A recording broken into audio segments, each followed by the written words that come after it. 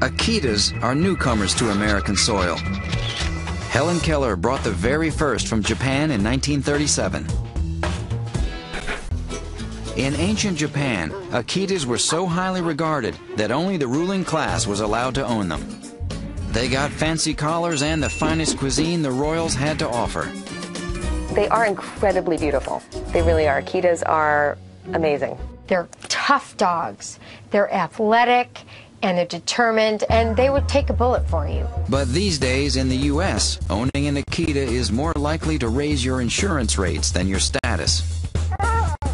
Yep, just like the Pit Bull and the Rottweiler, the Akita is listed as high risk for biting and aggression by insurance companies.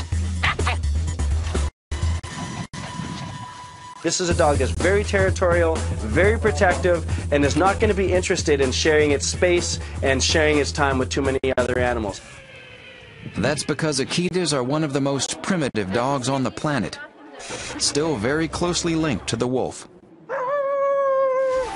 The Akita originated centuries ago in Japan, in the harsh, cold snow country of the Akita Prefecture. This is a dog built for rugged trekking in polar environments. Its long legs and buff musculature allow it to climb steep mountains in deep snow. Akitas are members of the Spitz or Nordic dog family, known for fluffy, tightly curled tails, alert, fully pricked ears, and their plush fur. Those double coats consist of a coarse, weatherproof outer layer and a dense, soft and woolly undercoat. In fact, the breed faced extinction in World War II when they were killed for their pelts, which lined the coats of Japanese soldiers. In America, Akitas come in virtually any color and in 3 coat patterns: solid, a tiger stripe pattern called brindle, and pinto, which is mostly white with sharply defined patches. These are not small dogs. The Akitas are very, very strong dogs. But for the right person, it's an amazing dog. It's just a companion for life.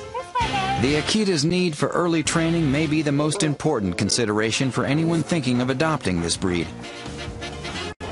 These dogs are very big and strong and have the ability to hurt you, so you want to establish the relationship that you're going to have very early on with these guys, so that once they do get to their full size, they understand to follow you and not try and lead. That's a good girl. When it comes to their living space, unless you've put in the time and effort to socialize your Akita, they should not live in apartments or condos. Speak! Like all large breeds, Akitas can suffer from joint dysplasia and bloat, a life-threatening swelling and twisting of the stomach. And grooming an Akita can be an issue for some folks. This is a dog with a lot of hair, and that hair gets everywhere. And think long and hard before you bring an Akita into your home. If you acclimated them in the beginning, they would be a great family dog. Barry Peterson in Tokyo reports it began with a bond forged between a dog and his owner more than 80 years ago. At this crossroad of busy 24/7 Tokyo, 500,000 people a day hurry by. But some pause, spending a moment with a dog who is the stuff of mythology. His gaze looks lonesome, says 11-year-old Shinsaku, like he knows his owner may not come back. His name is Hachiko, who waited every afternoon at the train station for his owner, a professor, who died suddenly in 1925. But Hachiko didn't understand that his master was gone, so for a decade, until he also died, he lived as a stray so he could come to the station at the same time with the same mission, to wait. In 1934, a statue was erected for the dog said to embody Japan's sense of loyalty after he became famous from newspaper articles and books. Tokyo's most famous dog also has a role to play in this modern-day city of 13 million. Because if you want to link up with someone here, you just say, "Meet me at Hachiko." Over the decades, many a friendship started here, and many a blind date that led to marriage.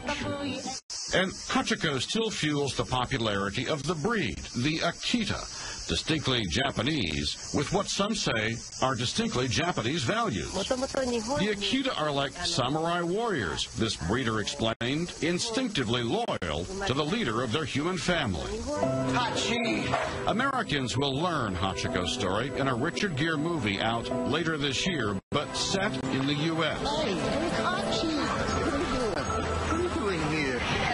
Back in Japan, the paw prints at the nearby train station lead thousands to Hachiko, a dog who was forever lonely for one more pat on the head, one last moment of his master's love. Barry Peterson, CBS News, Tokyo. And that is the CBS Evening News for tonight.